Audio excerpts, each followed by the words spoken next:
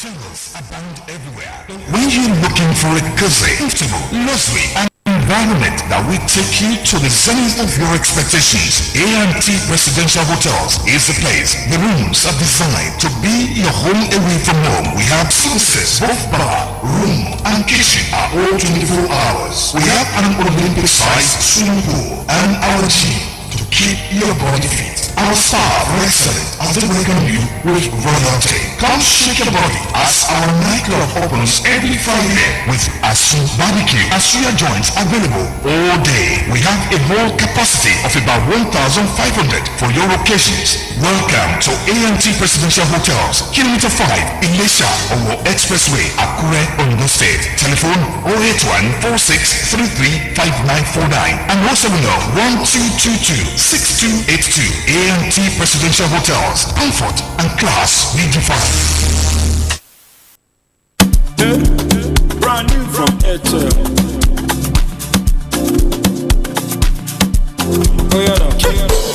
I'm living in my lane, happy every day. Things are not the same. Oh no. Now I drop from a buffet, unlimited buffet.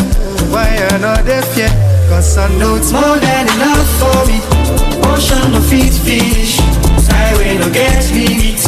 I have all I need. Data unlimited, data unlimited.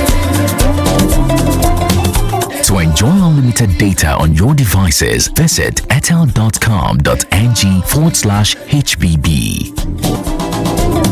Data unlimited. Airtel, a reason to imagine.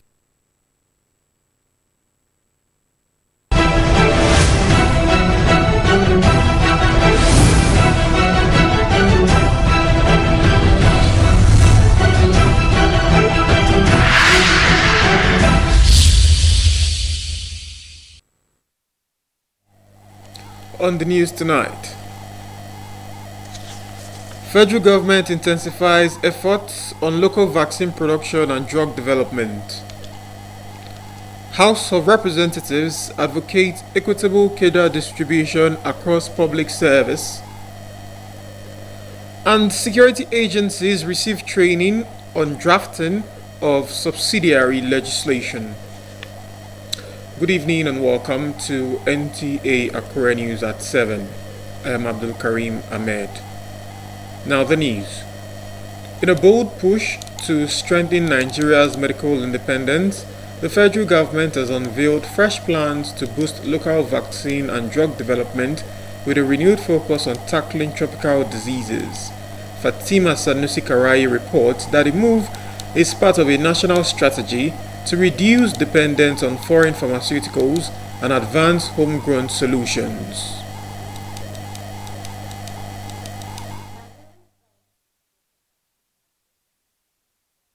Gathering momentum as authorities are giving priority to local research to achieve the set objectives. One of the research centers being used is the Kano State Independent Research Trust Center in Kwanar Dawaki, which recently hosted the Director General of the National Biotechnology Research Development Agency, Dr. Abdullahi Mustafa, who stressed that conducting research locally will not only enhance Nigeria's self-reliance, but position the nation as a leader in homegrown innovation and healthcare solutions. The focus of this government is to facilitate state-of-the-art research that will solve current problems in the country, and that will yield result output that can be translated to product in this country. And I see the prospect of this collaboration yielding this result. The first layer is we make sure that we get the best brains from the surrounding universities who have very good research agenda to come and do their research here. The center is said to have been supporting advanced studies, including the use of fingerprint patterns to detect breast cancer in women and the development of a vaccine aimed at reducing the risk of stillbirth. In Kano, Fatima Sanusi Karai, NTA News. Deficit in drafting expertise has, in many instances, led to vague, inconsistent, and legally defective regulations that need urgent action to avoid litigations and administrative bottlenecks in governance. This was as the thrust of a 3-day capacity building workshop on drafting subsidiary legislation for legal officers of the armed forces and other law enforcement agencies in Nigeria, organized by the National Institute for Legislative and Democratic Studies. Mohammed Rabiu Ali reports. In any constitutional democracy, the rule of law is the bedrock of governance, security, and social order, while legislation outlines far-reaching policy framework and legal mandates. This training for legal officers of the armed forces seeks to provide a technical know-how on subsidiary legislation that will assist in shaping the policies of governance, providing the clarity and mechanisms required for practical enforcement and operational efficiency. For any legal officer within the armed forces and other law enforcement bodies, mastery in the drafting of subsidiary legislation is indispensable. It is essential not only for ensuring compliance with constitutional and statutory provision, but also for safeguarding institutional integrity, enhancing operational coherence, and avoiding legal ambiguities that could compromise justice or public confidence. In the recent passing of the Nigerian Customs Service Act, we are in the process of drafting subsidiary legislations, and this training, I believe, is very important because we are among the people that will be drafting the legislation and regulation notices and other things, so definitely this training came at the right time. Attending this will also add to my skills of what I've already learned before. Participants are expected at the end of the training to go back stronger as legal drafters, enhance capacity to translate policy into action. Muhammad Rabiu Ali, NTA News. President Bola Tinubu congratulates Nafiza Abdullahi Aminu, Rukaya Mohammed Fema, and Adiza Kashim Kali on emerging world champions in English language communication skills and debate. 2025 Tinigu Global Competition in London, United Kingdom, and in a statement released by the Special Advisor to the President on Information and Strategy, Bayo Ononuga, 17-year-old Nafiza was named the overall best in English language skills. 15-year-old Rukaya emerged as the overall best in debate, while Adiza clinched the Outstanding Talent Award Gold Medal. President Tinubu commends these exceptional young Nigerians for the feat and affirms that the nation's future is much brighter with many of its youth as repositories of excellence. The President also commends the institutions of learning and states that these accomplishments are a testament to the quality and potential of Nigeria's education system as the nurturer of some of the world's brightest minds. President Tinubu believes that education is a critical element for national development. Hence, his administration's significant investment in the sector and the removal of financial barriers for indigent Nigerians seeking higher education through the Nigerian Education Loan Fund, NELFund. The President encourages Nafiza, Rukaya, and Adiza to remain steadfast in their studies and wishes them continued success. The House of Representatives has asked the Federal Character Commission to lead by example in enforcing constitutional provisions requiring equitable distribution of all cadres of posts in the public service of the Federation. Chairman, House Committee on Federal Character, Idris Wase, stated this while frowning at perceived disparity in the distribution of directors of the Commission at its headquarters and across the 6 geopolitical zones. The House Committee invited the management of the Commission for an interactive session to clear the air over observed contravention of federal character principles in some agencies of government. So are you obeying federal character? So some have retired. No, it's not about some. Are you obeying federal character? I'm aware that just a couple of months ago, few retired, and I'm also aware that next month, which is month of September, by the middle of September, 1 or 2 will retire. So Yes, we know we have to do this equitable distribution. Equitable distribution is also different from equal distribution, because we have to make that clear also. It doesn't mean that... Chairman, I disagree with you. Northwest had what number? Directors. Northwest, he told me 4. North Central, no, more than 4. Thank you. North Central 1. Southwest 0. Why should it be so? Why should it be so? Whether in their promotion and whatever, the constitution is very, very clear as to what they are supposed to do. And so you are the first line as far as I'm concerned. The Federal Character Commission acknowledged funding constraints in carrying out its constitutional responsibilities of monitoring equitable distribution of positions across more than 700 ministries, departments and agencies of government, as well as maintaining its various offices in states of the Federation. The Presidential Metering Initiative, PMI, is a key component of President Bola Ahmed Tinubu's policy to improve the power sector. It involves deploying smart meters to ensure accurate billing and reduce estimated billing, which has historically led to revenue losses. Despite this, there has been a shortfall in the meter rollout, and many customers are still on estimated billing. Adebayo Jegede in this special report examines reasons for the shortfall.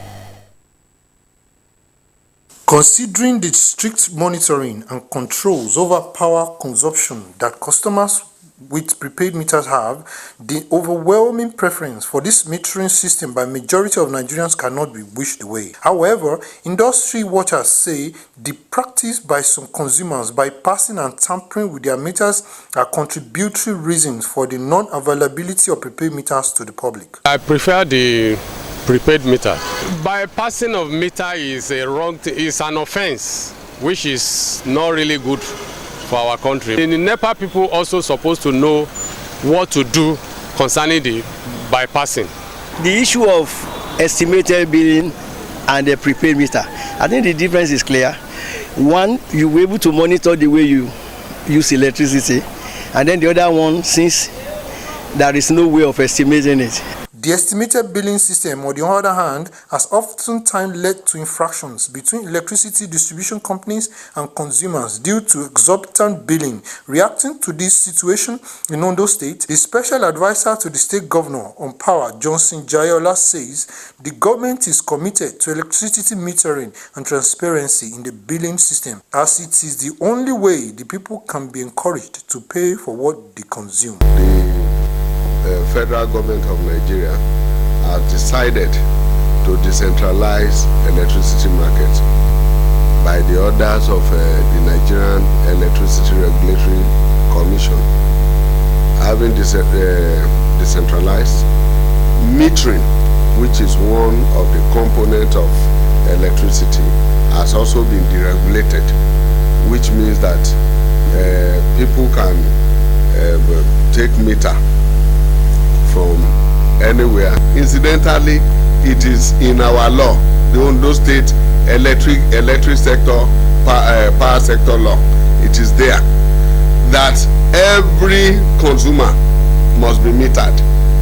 Very soon, we just want to ensure that we have full supply of meter, and now we have it. We will now go out to reach out to our people. If you don't have meter, your house will be disconnected. Stakeholders are unanimous in their advocacy for mass metering, which they say is crucial for billing. They further advise relevant agencies to implement strict metering policies to bridge the consumption gap and promote transparency. In Akure, Adebayo Jegede, NTA News. You're still watching NTA Akure News at 7. We shall be back in a moment. Please stay with us.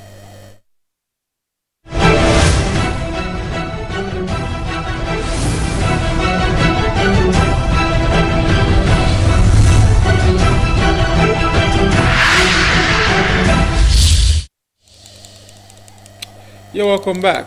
You're still watching NTA Akure News, and you can also watch us on our social media platforms on Facebook and YouTube at NTA Akure. Moving on, the Nigeria Civil Aviation Authority (NCAA) has suspended the licenses of Captain Oluranti Ogovi and First Officer Ivan Oloba following a report of serious breach of aviation safety protocols at the Nnamdi Azikiwe International Airport Abuja Domestic Terminal on August 5, 2025.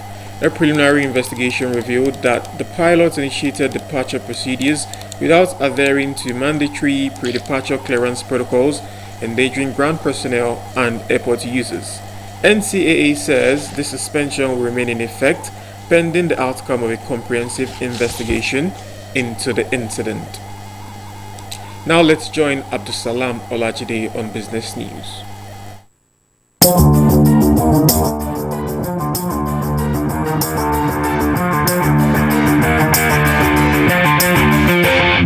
President Bola Tinubu has signed the Nigerian Insurance Industry Reform Bill into law, marking a historic overhaul of the nation's insurance sector. The move, he said, will be instrumental to achieving a $1 trillion economy. The Senate passed the bill in December 2024, and the House of Representatives passed it in March 2025. It included a wide range of reforms, including a substantial increase in minimum capital requirements for insurance companies. In another development, the Minister of State for Petroleum Resources, Ekperikpe, said the federal government plans to move 5 million homes to clean cooking through its liquefied petroleum gas penetration initiative. He said the 5 million target will be achieved in year 2030.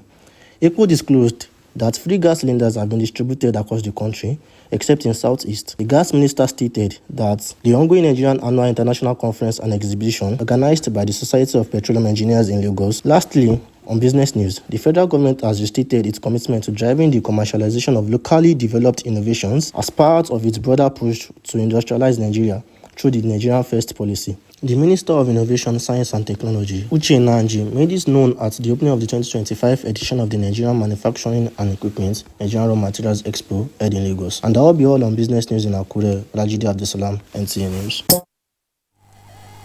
For stories trending in the sporting world, let's join Ijeoma Peter Nwante on Sport Update. Super Eagles head coach Eric Chell has emphasized the necessity for his team to enhance their performance to avoid an early elimination